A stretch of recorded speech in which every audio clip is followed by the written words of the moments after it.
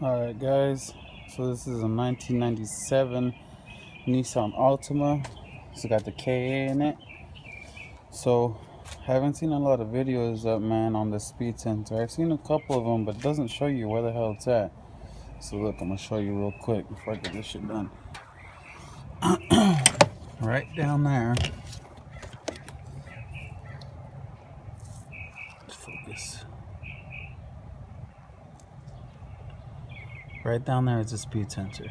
See where that little mounting bolt is right there? That's where it goes. Now if you look back, here's the intake. Here's the fuel filter. Just look straight down and it's right there. Take that one bolt off and it comes out.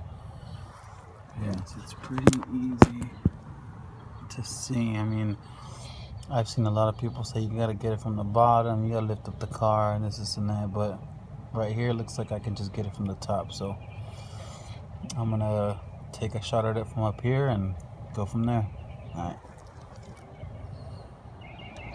Alright, so here's the old one I just took out. It took me like 2 minutes, like a minute to pull out. Here's the new one I got from Napa. Alright, let's put it back in, see if we get this code to go away.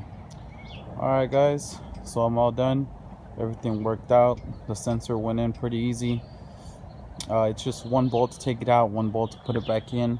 I didn't have to jack up the car or go underneath or anything like that, so you can definitely do it from the top. I don't know why. Everywhere I looked, it was saying that you have to jack up the car and everything like that.